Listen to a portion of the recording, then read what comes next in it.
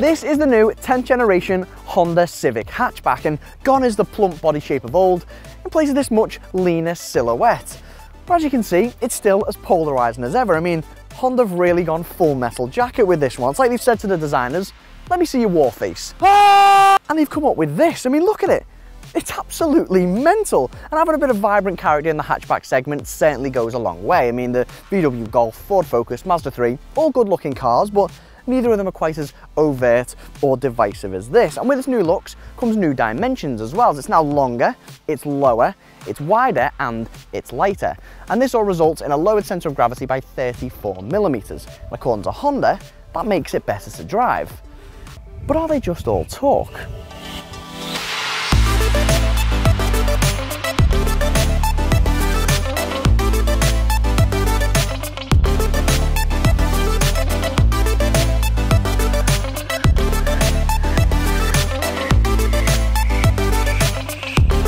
As well as the new Civic being lower and lighter, its torsional rigidity is also up by 52%, and all these factors should in theory make it more engaging to drive.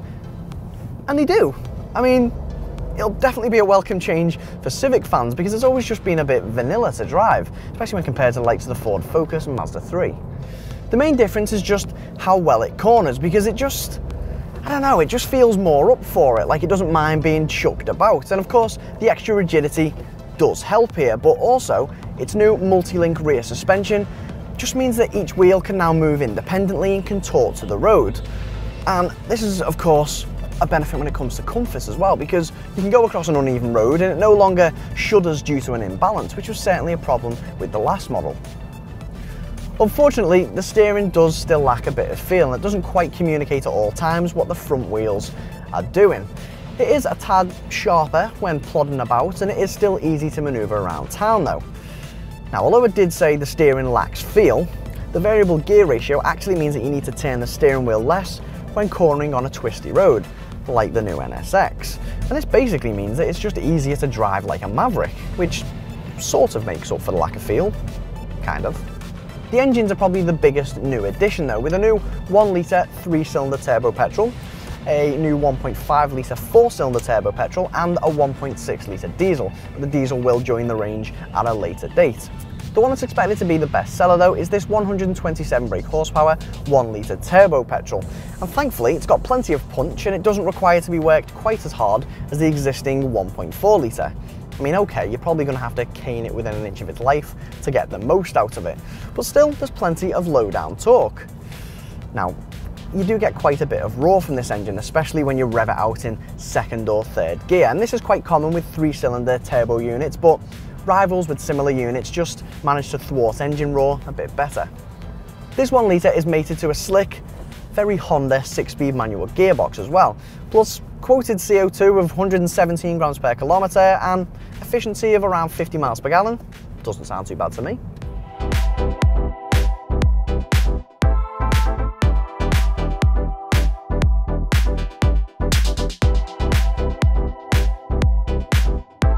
So what about the interior? Well, first off, the dashboard isn't as garishly split into 2 shelf-like sections as the old model, but it does still have distinctive layers to it, which actually looks quite cool. You also get this familiar Honda Connect touchscreen system, which, like in the old model, it does still come across a bit outdated, but functionality-wise, I can't complain.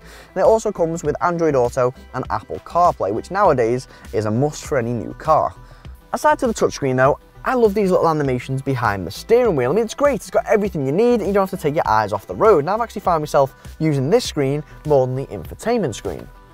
And build quality in here is notably better than the last model, as everything feels solid and well screwed together. And kit is impressive as every model gets the likes of Bluetooth, climate control, LED daytime running lights, 16-inch alloys, and active cruise control. Now, if you go for this mid-range SR trim that we've got, which is expected to rake in the most sales, you get the Honda Connect system, you get a rear parking camera, you get dual zone climate control, and you get some leather trimmings thrown in as well. But the Civic doesn't skimp on safety kit either. I mean, there's some really sophisticated tech on board, the likes of blind spot monitoring and lane keep assist.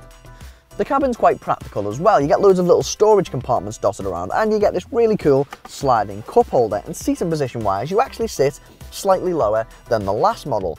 However, the quality of these seats isn't up so much. Oh, could have sworn they opened wider on the old model. Never mind.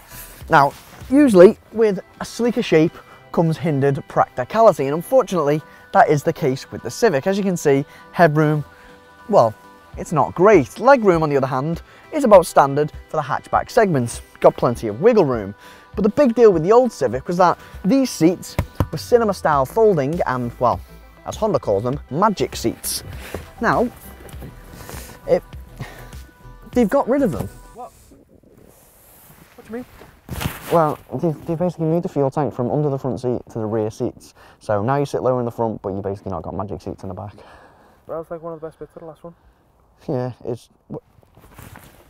Coming around to the boot, and the Civic is still that flexible contortionist we've come to love, with a wider opening for easier access and up to 478 litres of boot space. And this comes together with underfloor storage and the best parcel shelf I think I've ever seen. I mean, look at that. I mean, you can clip it like that if you want to separate your cargo, or you can unclip it here if you want to load in any larger objects, or if you really wanted to, you could just unclip it and take it with you if you're, you know, a bit weird or trying to make a point like I am. But aside to that, yes, there are a few little niggles, like this high loading lip here, and you do get a hump in the floor here when you fold the seats down and you try and load larger objects in. But to be completely honest, these are just overshadowed by the sheer practicality of it.